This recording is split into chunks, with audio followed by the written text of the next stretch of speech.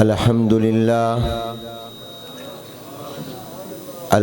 لله وكفى والصلاة والسلام على عباده الذين اصطفى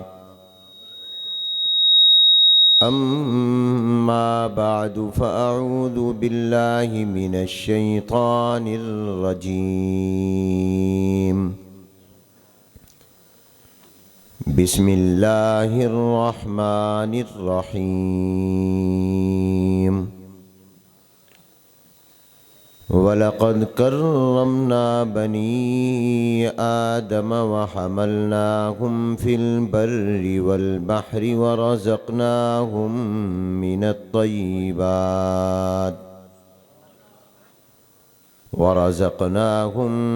الطيبات وفضلناهم على كثير ممن خلقنا تفضيلا. وقال الله تبارك وتعالى إذ قال ربك للملائكة إني خالق بشرا من طين فإذا سويته ونفخت فيه من روحي فقعوا له ساجدين فسجد الملائكة كلهم أجمعون إلا إبليس استكبر وكان من الكافرين. قال يا إبليس ما منعك أن تسجد لما خلقت بيدي أستكبرت أم كنت من العالين؟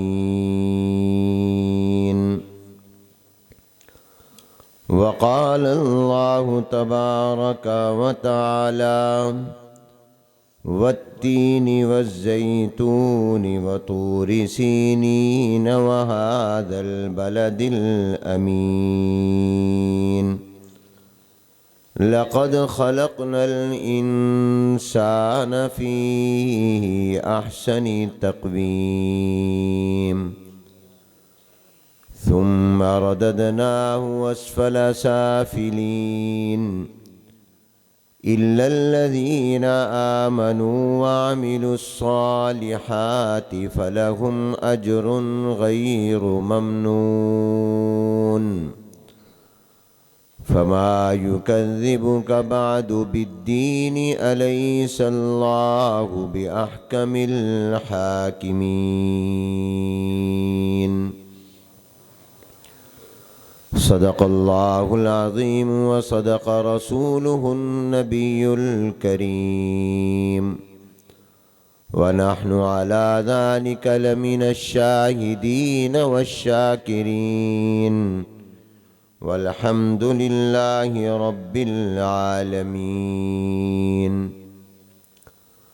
اللهم صل على محمد وعلى آل محمد كما صليت على إبراهيم وعلى آل إبراهيم إنك حميد مجيد. اللهم بارك على محمد وعلى آل محمد كما باركت على إبراهيم وعلى آل إبراهيم إنك حميد مجيد. قابل صد احترام حضرات علماء کرام، بزرگان محترم، برادران اسلام، طلباء عزیز، السلام علیکم ورحمۃ اللہ وبرکاتہ۔ وطن عزیز اسلامی جمہوریہ پاکستان اور اہل السنت والجماعت کی ایک مشہور و معروف معیاری قدیمی دینی تعلیمی تبلیغی اصلاحی تربیتی درسگاہ جامعہ فاروقیہ شجاعت ضلع ملتان کے سالانہ اجتماع میں نماز جمعہ سے پہلے آج بتاریخ 20 جنوری سن 2023 ایک بار پھر ملاقات اور گفتگو کی سعادت حاصل ہو رہی ہے۔ میں شکر گزار ہوں اپنے رفیق سفر، رفیق کار، محترم مکرم عالم بعمل حضرت مولانا زبیر احمد صدیقی صاحب دامت برکاتہم العالیہ اور ان کے تمام رفقا کا، جنہوں نے اس مبارک سالانہ اجتماع میں مجھے شرکت کی دعوت دی اور اس سعادت میں شریک کیا۔ اللہ تعالیٰ انہیں بہترین جزا نصیب فرمائے۔ وقت مختصر ہے، میری گفتگو کا عنوان ہے احترام انسانیت، احترام آدمیت۔ آپ سب حضرات جانتے ہیں کہ جتنی مخلوقات اللہ نے پیدا کی ہیں بر و بحر میں، مشرق و مغرب، جنوب و شمال میں، زمین و آسمان میں، ان تمام مخلوقات میں اپنی اصل کے اعتبار سے بحیثیت مجموعی سب سے اعلیٰ، سب سے افضل، سب سے اشرف انسان ہے۔ جس طرح دنوں کا سردار جمعۃ المبارک ہے، تمام راتوں سے اعلیٰ اور افضل لیلۃ القدر ہے، تمام مہینوں سے اعلیٰ اور افضل رمضان کا مبارک مقدس مہینہ ہے، تمام آسمانی کتابوں اور صحائف میں قرآن کریم سب سے افضل اور اعلیٰ ہے، دنیا کے تمام شہروں میں مکۃ المکرمہ مدینہ منورہ سب سے اعلیٰ ہے، پہاڑوں میں طور سینا سب سے اعلیٰ ہے۔ اسی طرح یاد رکھیے اللہ کی تمام مخلوقات میں سب سے افضل، سب سے اعلیٰ، سب سے اشرف، سب سے احسن انسان ہے۔ پیدا تو اللہ نے سب کو کیا ہے، لیکن انسان کی تخلیق اور پیدائش کا ذکر جن الفاظ میں اور جس انداز میں رب کائنات نے قرآن کریم میں کیا ہے، اس طرح کسی بھی مخلوق کی پیدائش کا اور تخلیق کا ذکر نہیں ہوا۔ خالق تو اللہ تعالیٰ ہے، ساری کائنات کے خالق ہیں، ہر ایک کو اللہ نے پیدا کیا ہے، لیکن جس طرح انسان کی پیدائش اور تخلیق کا ذکر قرآن کریم میں خود اللہ تبارک و تعالیٰ نے کیا، کسی اور مخلوق کی پیدائش اور تخلیق کا اس طرح ذکر نہیں کیا۔ جو آیتیں قرآن کریم کی مختلف مقامات سے میں نے تلاوت کی، ان میں سورہ صاد کی چند آیتیں بھی میں نے پڑھی۔ غور کیجئے کہ اللہ تعالیٰ انسان کی پیدائش اور تخلیق کا ذکر کس طرح فرما رہے ہیں۔ بسم اللہ الرحمن الرحیم۔ اذ قال ربک للملائکۃ انی خالق بشرا من طین۔ وہ وقت یاد کرو جب اللہ تعالیٰ کسی وقت کو یاد کرنے کا فرمائے تو اسی سے معلوم ہو گیا کہ اس وقت میں جو کام ہے وہ کتنا اہم اور اعلیٰ ہوگا کہ اللہ اس وقت کو یاد کرنے کا ارشاد فرما رہے ہیں۔ وہ وقت یاد کرو جب اللہ تعالیٰ نے کسی عام مخلوق سے نہیں، فرشتوں کو فرمایا، اور فرشتے وہ اللہ کی مخلوق ہیں جو دن رات اللہ کی عبادت میں کرتے رہتے ہیں۔ جنہوں نے اپنے پیدا ہونے اور وجود میں آنے کے بعد سے اب تک آنکھ جھپکنے کے برابر بھی اللہ تعالیٰ کی نافرمانی نہیں کی، جن میں اللہ نے نافرمانی معصیت کا مادہ ہی نہیں رکھا، یہ بھی تو اللہ کی ان سے محبت اور پیار کی دلیل ہے کہ اللہ نے ایک ایسی مخلوق بنائی جس کے بارے میں اللہ یہ چاہتے ہیں کہ یہ میری آنکھ جھپکنے کے برابر بھی میری نافرمانی نہ کریں، یہ ہر وقت میرے فرمانبردار ہی رہیں، میرے اطاعت گزار ہی رہیں۔ یہ بھی اللہ کی ان پر نظر رحمت کی دلیل ہے کہ اللہ نے ان کے اندر گناہ کی صلاحیت ہی نہیں رکھی، شر اور برائی کا مادہ ہی نہیں رکھا، وہ نافرمانی کر ہی نہیں سکتے۔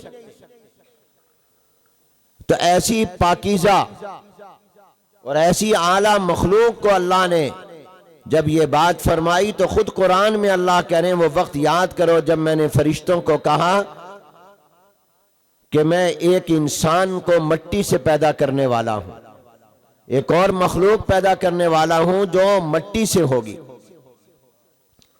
بہت سے لوگوں کے ذہنوں میں یہ سوال ہوگا کہ ہم نے بارہا قرآن میں پڑھا، علماء کی زبانی سنا، انسان مٹی سے پیدا ہوا، انسان مٹی سے پیدا ہوا۔ ہم مٹی سے تو نہیں، ہم تو ماں کے پیٹ سے پیدا ہوئے، اور ماں کے پیٹ میں جو ہماری پیدائش ہوئی اس کا آغاز تو ایک پانی کے قطرے سے ہوا جس کو نطفہ کہا جاتا ہے۔ تو اس کا کیا مطلب ہے کہ مٹی سے ہم پیدا ہوئے؟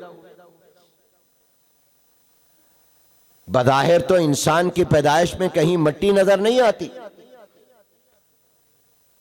نکاح ہوا، میاں بیوی بنے، آپس میں ملاقات ہوئی، ان کی ملاقات کے نتیجے میں اللہ نے اولاد دے دی، مٹی کہاں سے آ گئی؟ تو یاد رکھیے انسان کی پیدائش اس نطفے اور منی کے قطرے سے ہو رہی ہے جس سے اللہ انسان پیدا کرنا چاہتے ہیں۔ وہ اس غذا اور خوراک سے منی بنتی ہے، نطفہ تیار ہوتا ہے، جو خوراک اور غذائیں ہم مٹی کی پیداوار ہیں اور وہ کھاتے ہیں۔ ہم جو کچھ کھاتے ہیں یہ کہاں پر اگتا ہے اور پیدا ہوتا ہے؟ بولو۔ جن کو جواب آتا ہے وہ جواب دیں، اور میں دعا کرتا ہوں اللہ جو جو جواب دیں ان کو جنتی بنا دے۔ اے اللہ جو جو جواب دے میرے ساتھ بولے اس کو مکہ مدینہ دکھا دے۔ اب جو نہیں بولے گا وہ خود ہی دعا سے محروم ہوگا، اور قبولیت کا موقع ہے، جمعے کا دن ہے، جمعے کا اجتماع ہے۔ تو بتائیے آپ اور میں جتنی خوراکیں اور غذائیں کھاتے ہیں وہ کہاں سے تیار ہوتی ہیں؟ آپ گندم کی روٹی کھاتے ہیں وہ کہاں پیدا ہوتی ہے؟ مٹی میں۔ آپ چینی استعمال کرتے ہیں وہ کہاں تیار ہوتی ہے؟ آپ جتنی سبزیاں کھاتے ہیں وہ کہاں تیار ہوتی ہیں؟ آپ جو پانی پیتے ہیں وہ زمین سے نکلتا ہے کہ نہیں نکلتا؟ وہ آپ بور کر کے زمین سے نکال رہے ہیں۔ اسی غذا اور خوراک جو مٹی سے تیار ہوتی ہے اسی کے اب جسم میں جاتا ہے تو اسی سے وہ مادہ، وہ نطفہ، وہ منی تیار ہوتی ہے جس سے اللہ انسان کو پیدا کرتے ہیں۔ اس لیے فرمایا ہم نے انسان کو مٹی سے پیدا کیا۔ یا عام فہم انداز میں آپ سے عرض کر رہا ہوں تو اللہ نے فرمایا فرشتوں میں ایک مخلوق پیدا کرنے لگا ہوں جو مٹی سے ہوگی۔ فَإِذَا سَوَّيْتُهُ وَنَفَخْتُ فِيهِ مِن رُوحِي، قرآن کے الفاظ پر غور کریے، کیا مقام اور شرف اللہ نے انسان کو عطا کیا۔ پورے قرآن کا مطالعہ کر لیں، جنات کی تخلیق کا، فرشتوں کی تخلیق کا، جمادات، نباتات، حیوانات کی پیدائش اور تخلیق کا، کائنات کے ذرے ذرے کی تخلیق کا، شمس و قمر، سورج، چاند، ستارے، سب کی تمام مخلوقات کی تخلیق کا ذکر قرآن میں موجود ضرور ہے، مگر اس انداز میں نہیں ہے جس طرح اللہ نے انسان کے پیدائش کا اور تخلیق کا ذکر فرمایا، کس اہتمام کے ساتھ ذکر فرمایا۔ فرمایا فَإِذَا سَوَّيْتُهُ، جب میں اس انسان کے اعضاء کو مکمل ٹھیک ٹھیک بنا لوں اور میں اس کو مکمل بنا لوں، اور پھر آگے فرمایا وَنَفَخْتُ فِيهِ مِن رُوحِي، اور جب میں اپنی طرف سے اس کے اندر روح بھی ڈال دوں، نسبت اپنی طرف اللہ نے کی ہے۔ روح اللہ کا امر ہے۔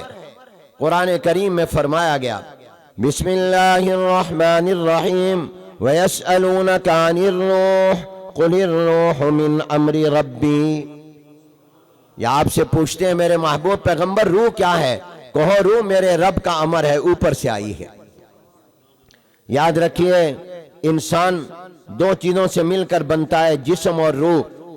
ہمارا یہ جسم سر سے پاؤں تک یہ جسم ہے، وجود ہے، بدن ہے، جس میں آنکھیں ہیں، ہاتھ ہیں، پاؤں ہیں، ناک ہے، کان ہے، سر ہے، بازو ہیں، ٹانگیں ہیں، یہ ہمارا تمام کا تمام جسم مٹی سے تیار ہوا ہے، مگر اس کے اندر جو روح ہے وہ اللہ نے اوپر سے اتاری ہے۔ ماں کے پیٹ میں روح پیدا نہیں ہوتی، ماں کے پیٹ میں روح تیار نہیں ہوتی، ماں کے پیٹ میں جسم بنتا ہے، جسم تیار ہوتا ہے۔ جب وہ جسم تیار ہو جاتا ہے تو اللہ اپنے فیصلے اور تقدیر کے مطابق پھر اس کے اندر روح ڈال دیتے ہیں۔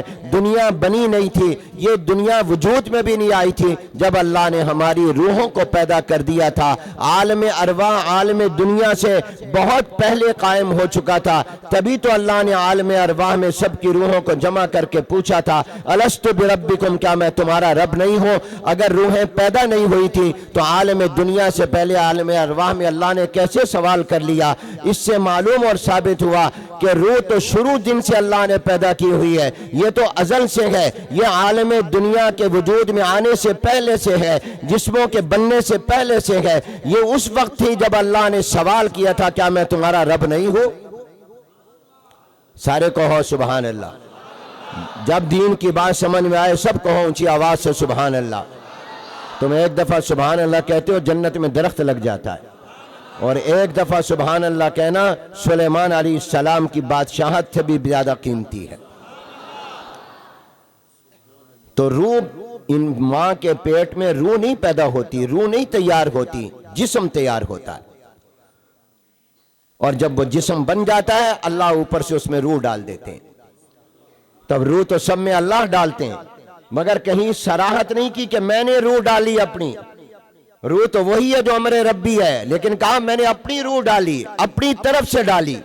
انسان کی تخلیق کا ذکر کس انداز میں اللہ نے کیا؟ اذ قال ربك للملائكة إني خالق بشرا من طين فإذا سويته ونفخت فيه من روحي فقعوا له ساجدين۔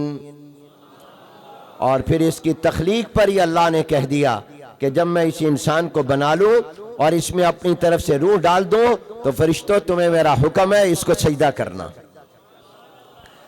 یہ دیکھنے میں انسان کو ہے، حقیقت میں میرے حکم کو سجدہ ہے۔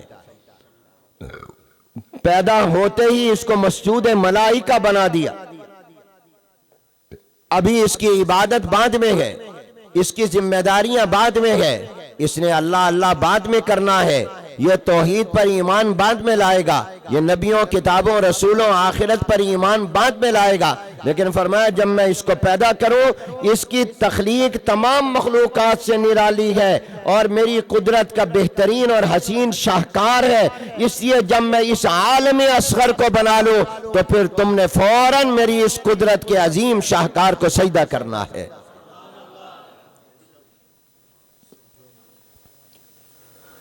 فسجد الملائکۃ کلہم اجمعون، اللہ کے حکم پر تمام فرشتوں نے سجدہ کیا، الا ابلیس، شیطان نے انکار کر دیا۔ شیطان فرشتوں میں مل جل کر رہتا تھا، اپنی کثرت عبادت کی وجہ سے بہت زیادہ عبادت کرتا تھا۔ بعض تو کہتے ہیں کہ شیطان اس انکار سے پہلے فرشتوں کا استاد تھا، فرشتوں کا معلم تھا، اور پیدا ہی اللہ نے فرشتوں کو عبادت کے لیے کیا تھا، مگر شیطان جو جنات میں سے ہے یہ فرشتہ نہیں ہے، مگر اس کی عبادت فرشتوں سے کہیں کم عبادت نہیں تھی۔ بڑا عابد تھا، معلم ملائکہ تھا، اس نے انکار کر دیا، تکبر کیا. یہ وقت نہیں کہ میں اس کی تفصیل میں جاؤں. آگے فرمایا قال یا ابلیس ما منعک ان تسجد لما خلقت بیدی. شیطان، تو نے اس انسان کو سجدہ کیوں نہیں کیا جس کو میں نے اپنے ہاتھوں سے بنایا؟ سبحان اللہ کہو، اونچی آواز سے کہو سبحان اللہ. اے اللہ، جو جو سبحان اللہ کہہ رہا ہے اس سے راضی ہو جا. جو جو سبحان اللہ کہے اللہ اس کو جنت میں داخل کر دے. اللہ اس کو گنبد خضرا دکھا دے. کسی مخلوق کے بارے میں اللہ نے یہ نہیں کہا میں نے اپنے ہاتھ سے پیدا کیا. انسان کے بارے میں اللہ نے کہا میں نے اس کو اپنے ہاتھ سے بنایا. ہاتھ سے مراد کیا ہے؟ اللہ تعالیٰ کا ہاتھ ہمارے ہاتھ کی طرح ہے؟ نہیں، اللہ کا ہاتھ اللہ کی شان کے مطابق.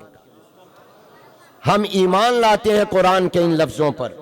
اہل سنت والجماعت کا عقیدہ ہے کہ اس طرح کے الفاظ اور آیتیں جو آئیں یہ متشابہات کہلاتی ہیں. ان میں اللہ کی کیا مراد ہے ہمیں ضرورت نہیں اس کی تفصیل میں جانے کی. جو بھی اللہ کی مراد ہے ہم اس پر ایمان لاتے ہیں.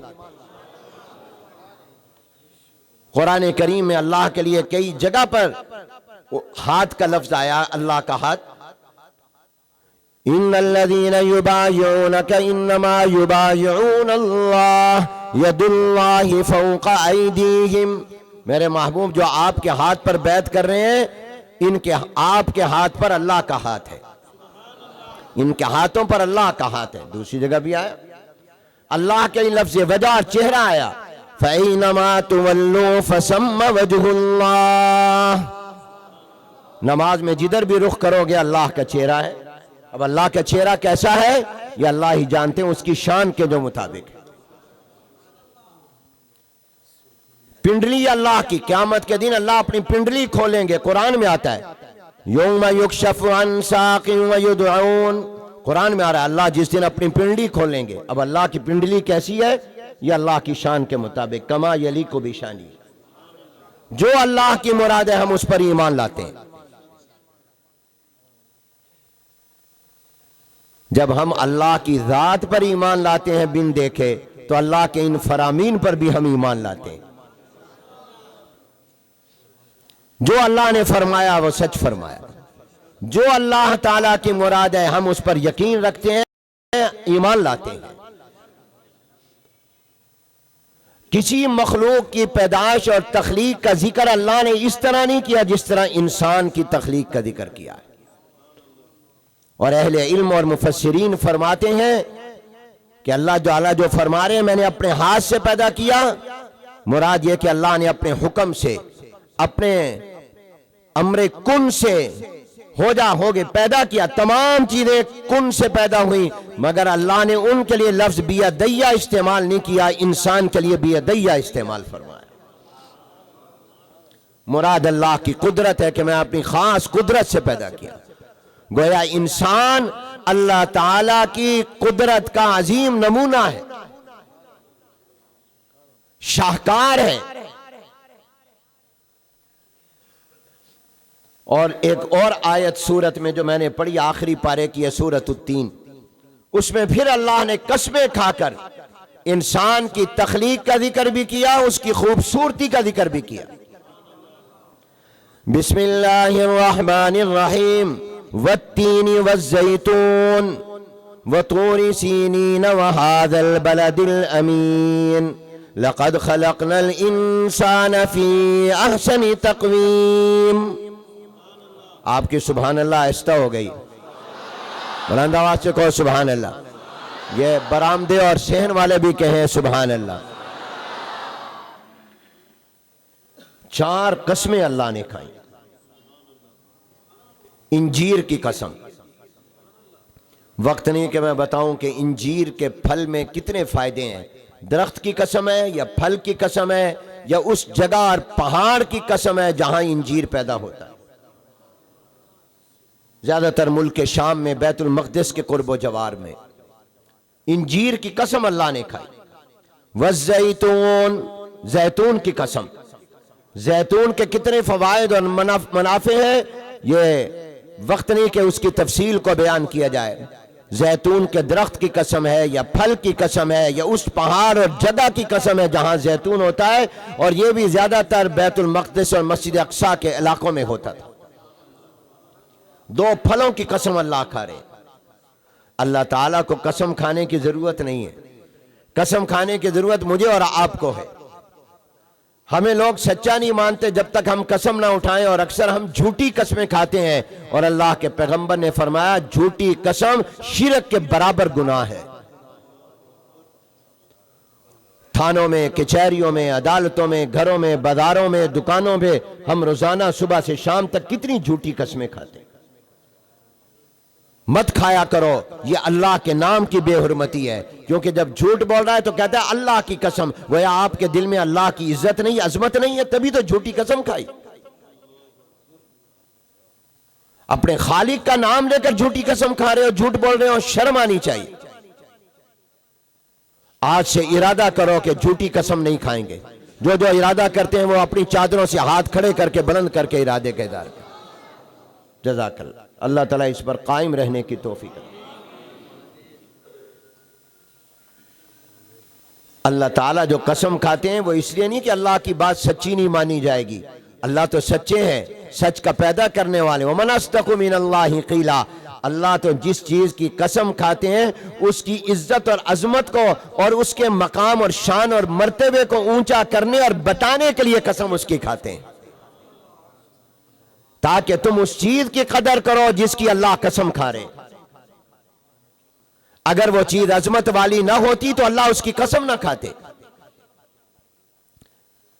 غور کرو، قرآن سمجھو، تم یہ رسم کے طور پر، یہ جلسے رسم نہیں ہے، یہ آپ کے لیے اتنا اہتمام جو کیے گیا تاکہ دین سمجھ میں آئے، قرآن سمجھ میں آئے۔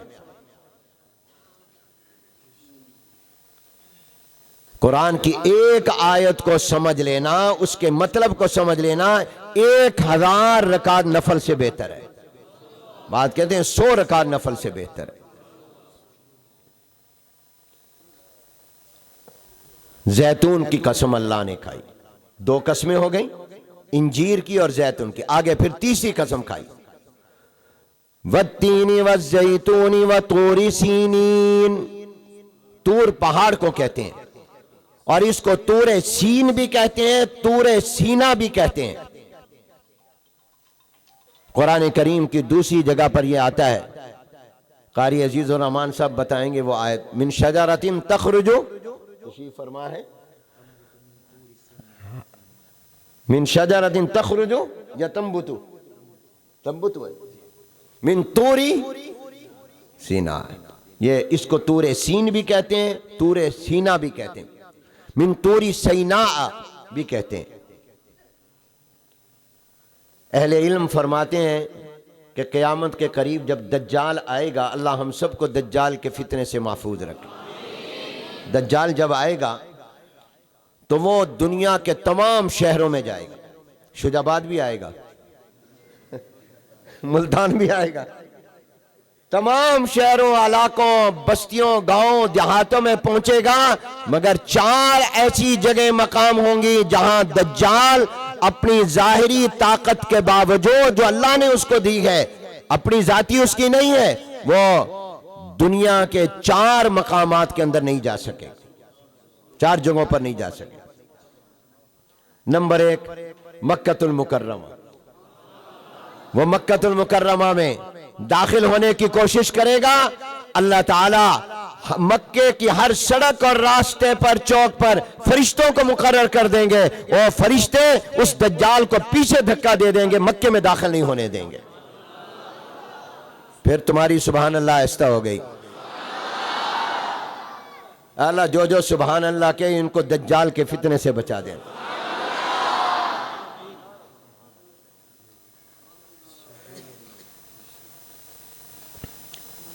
مدینہ پاک میں، مدینہ منورہ میں دجال داخل نہیں ہو سکے۔ مدینہ طیبہ میں، مدینہ المنورہ میں دجال داخل ہونے کی کوشش کرے گا، مدینے کی ہر سڑک اور راستے پر اللہ فرشتوں کو مقرر کر دے گا، وہ فرشتے اس دجال کو پیچھے دھکا دے دیں گے، وہ مدینہ منورہ میں داخل نہیں ہو سکے۔ اللہ ہم سب کو مدینہ منورہ کا رہنا اور وہاں کی موت نصیب فرمائے، آمین کہہ دو، جنت البقیع کی مٹی مل جائے۔ نمبر 3، بیت المقدس جہاں پر ہے، بیت المقدس میں بھی دجال داخل نہیں ہو سکے گا۔ نمبر 4، یہی طور سینا، طور سینا، طور سین، وہ پہاڑ جہاں اللہ نے حضرت موسیٰ علیہ السلام کو رسالت و نبوت عطا کی، جہاں اللہ نے ان کو تورات عطا کی، جہاں اللہ نے حضرت موسیٰ علیہ السلام سے ہم کلامی فرمائی اور ان کو کلیم اللہ ہونے کا لقب اور اعزاز ملا، اس طور پہاڑ کے اوپر بھی دجال نہیں آ سکے گا۔ یہ 4 جگہیں یاد رہیں گی، 4 مکہ المکرمہ، مدینہ منورہ، بیت المقدس اور طور سینا۔ تخرج من طور سیناء تنبت بالدہن، اس کو طور سینا بھی کہتے ہیں، یہاں نہیں داخل ہو سکے گا۔ اور یہ کون سی جگہ ہے؟ جہاں اللہ نے حضرت موسیٰ علیہ السلام کو کیا عطا کی تھی؟ تورات، اور ان کو اللہ نے نبوت اور رسالت عطا فرمائی تھی اور ان سے کلام فرمایا تھا۔ تو جن 4 جگہوں پر دجال نہیں آ سکے گا، ان میں سے ایک بلد امین مکہ المکرمہ بھی ہے، اللہ اس کی بھی قسم کھا رہے ہیں۔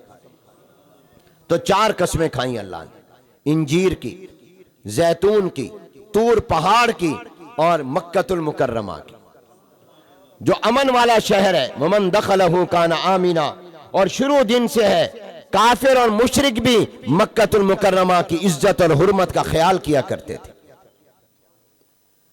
وہاں خون خرابہ نہیں کرتے تھے۔ تو اللہ نے 4 قسمیں کھا کر فرمایا کیا؟ بسم اللہ الرحمن الرحیم، والتین والزیتون وطور سینین وہذا البلد الامین، لقد خلقنا الانسان فی احسن تقویم۔ اب جواب قسم آیا، اور کس تاکید کے ساتھ آیا؟ اللہ تعالیٰ فرماتے ہیں میں رب 4 چیزوں کی قسمیں کھا کر کہتا ہوں کہ میں نے انسان کو سب سے زیادہ خوبصورت پیدا کیا ہے۔ پہلے فرمایا اپنے ہاتھ سے پیدا کیا۔ مشکات شریف میں بھی یہ روایت ہے، یہ حدیث موجود ہے کہ فرشتوں نے اللہ تعالیٰ سے عرض کیا، اللہ یہ انسان جس کو آپ نے پیدا کیا یہ دنیا میں مزے کرتا ہے، اپنی مرضی کی چیزیں کھاتا ہے، پیتا ہے، سواریوں پر سوار ہوتا ہے، اس وقت میں تو جہاز نہیں، تو جہازوں میں پتہ تو ہوگا نا کہ جہاز بھی بننے اللہ کو، یہ بہترین سواریوں پر، گاڑیوں پر، کاروں پر، جہازوں میں اٹھتا ہے، سواریاں کرتا ہے، یہ جو چاہتا ہے اپنے مزے لوٹتا ہے۔ اے اللہ اتنا کر لیجئے، آپ ان کے لیے دنیا بنا دیں اور آخرت اور جنت کی نعمتیں ہمارے لیے خاص کر دیں۔ یہ فرشتوں نے اللہ سے کہا، یہ حدیث ہے۔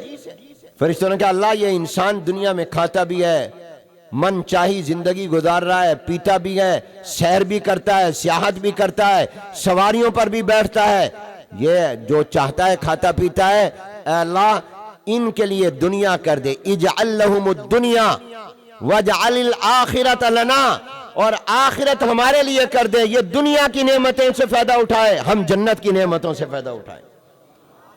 اللہ تعالیٰ نے فرمایا فرشتوں ایسا نہیں ہو سکتا، نہیں ہو سکتا، تمہیں میں نے اپنے کلمہ کن سے پیدا کیا، میں اس مخلوق کو جنت کی نعمتوں سے کیسے دور اور محروم کر دوں جن کو میں نے اپنے ہاتھ سے پیدا کیا ہے۔ اے اللہ جو جو سبحان اللہ کہے اس کو جنتی بنا دے۔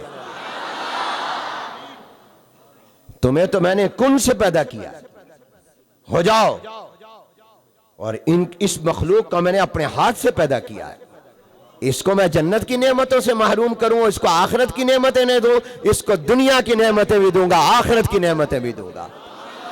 اور کہا انسان مانگا کر مجھ سے، بسم اللہ الرحمن الرحیم، ربنا آتنا فی الدنیا حسنہ وفی الآخرۃ حسنۃ وقنا عذاب النار۔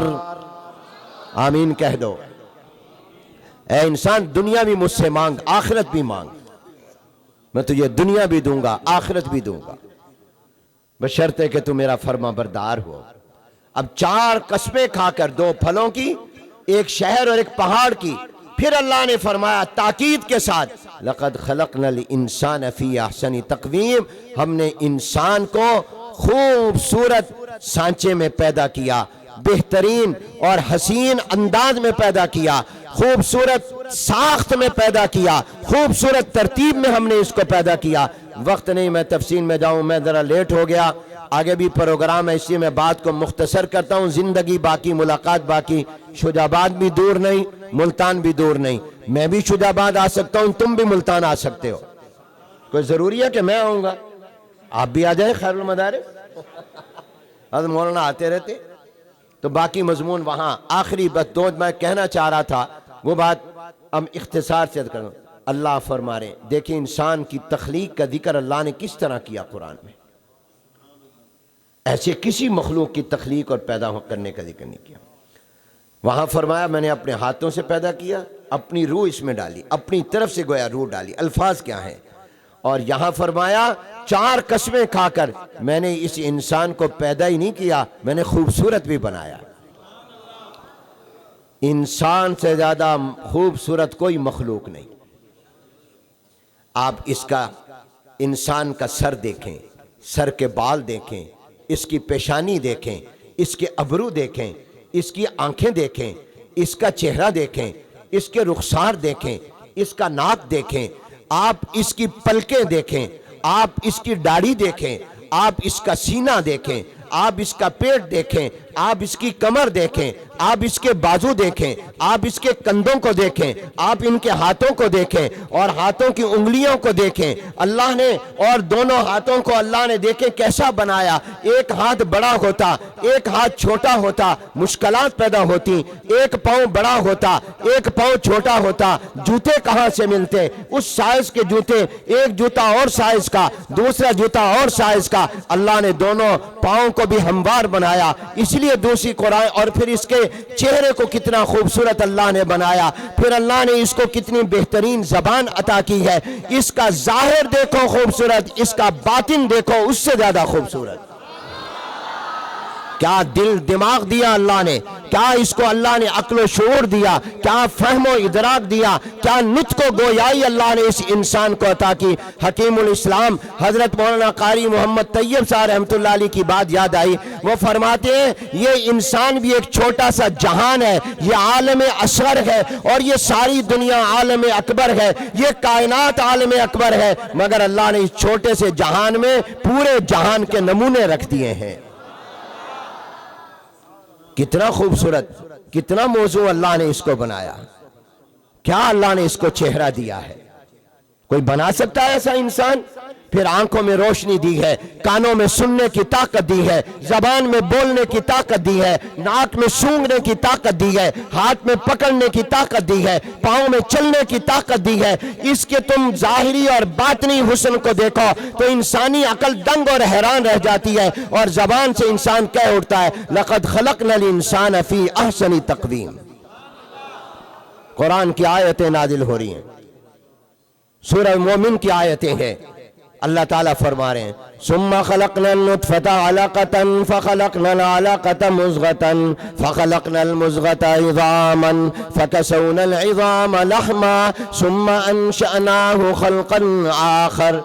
انسانی تخلیق کے مراحل، یہ منی کا ایک ناپاک قطرہ تھا، یہ ایک نطفہ تھا، اس نطفے کو ہم نے ماں کے رحم میں جتنا رکھنا تھا، انسان پیدا کرنا تھا، ہم نے اتنا اس کے رحم میں ڈلوا دیا اس کے خامند کے ذریعے، پھر ہم نے اس کو ایک خون کی شکل دے دی، پھر ہم نے اس کو گوشت اور بوٹی بنا دیا، پھر ہڈیاں چڑھا دی، پھر گوشت چڑھایا، پھر ہم نے کتنا خوبصورت انسان پیدا کر دیا۔ یہ آیتیں نازل ہو رہی تھی، صحابہ سن رہے تھے، حضور صحابہ کو سنا رہے تھے، مجلس میں بیٹھے ہوئے مراد پیغمبر دعائے مصطفیٰ حضرت عمر بن خطاب کی زبان پر اگلے الفاظ ابھی حضور نے زبان سے نہیں فرمائے، ابھی وہ اترے نہیں ہے، عمر کی زبان پر قرآن کا وہ آیتیں پہلے آ گئی، فوراً کہنے لگے فتبارک اللہ احسن الخالقین، میرا رب کتنا سونا پیدا کرنے والا ہے۔ ثم خلقنا النطفة علقة فخلقنا العلقة مضغة فخلقنا المضغة عظاما فكسونا العظام لحما ثم أنشأناه خلقا آخر فتبارك الله أحسن الخالقين.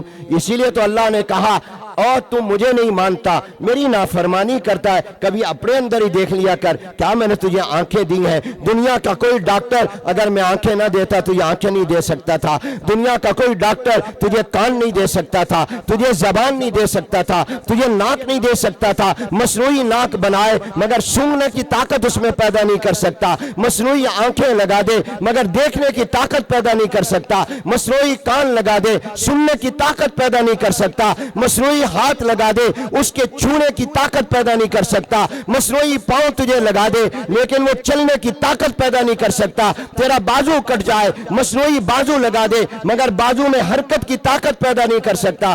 میں رب ہوں پھر تو مجھے بھلا دیتا ہے، نماز نہیں پڑھتا، میری آواز پر لبیک نہیں کہتا، تو میری بات نہیں مانتا۔ خود قرآن کریم میں اللہ نے فرمایا اذا السماء انفطرت واذا الكواكب انتصرت واذا البحار فجرت واذا القبور بعثرت علمت نفس ما قدمت واخرت يا ايها الانسان ما غرك بربك الكريم الذي خلقك فسواك فعدلك في اي صورة ما شاء ركبك۔ اے انسان تجھے کس چیز نے دھوکے میں ڈال دیا، غافل کر دیا اپنے اس رب سے جس نے تجھے پیدا کیا، جس نے تیرے اعضاء کو ٹھیک ٹھیک بنایا، مکمل بنایا، کتنا خوبصورت چہرہ تجھے دیا اور جس شکل میں چاہا تجھے بنایا، اس اللہ کو تو بھول گیا ہے۔ اور حدیث میں آتا ہے حضور علیہ السلام نے فرمایا، مشکاۃ شریف میں بھی روایت ہے، ان اللہ خلق آدم علی صورتہ، کسی مخلوق کے بارے میں نہیں کہا، انسان کے بارے میں کہا کہ اللہ فرماتے آدم کو میں نے اپنی شکل پر پیدا کیا ہے۔ آدم اور اولاد آدم سب ہے، اب اللہ کی شکل مراد اللہ کی صفات، اس کا مظہر بنایا، اللہ علیم ہے اس کو عالم بنایا، اللہ قدیر ہے اس کو قدرت والا بنایا، اللہ سمیع ہے اس کو سننے والا بنایا، اللہ بصیر ہے اس کو دیکھنے والا بنایا۔ وقت نہیں کہ میں آگے تفصیل میں جاؤں، بات کو ختم کرتا ہوں، موضوع تو لمبا تھا۔ جب انسان اتنا شرف اور اعلیٰ ہے تو میرے دوستو انسان کی عزت کرو، انسان کا احترام کرو۔ آج ہمارے اندر انسان کا احترام ختم ہو گیا، آج ہمارے دلوں سے آدمیت کا احترام ختم ہو گیا۔ ہم لوگوں کو قتل کرتے ہیں، ظلم کرتے ہیں، مارتے ہیں، گالیاں دیتے ہیں، ہم ان کے برائیاں کرتے ہیں، حالانکہ یہ انسان اللہ کی اشرف المخلوقات ہے۔ اور اس خالق کو بھی کبھی شکر ادا کرو، اور اس کا شکر یہ کہ فرما بردار بنو جس نے تمہیں اتنا خوبصورت بنایا۔ وآخر دعوانا ان الحمدللہ۔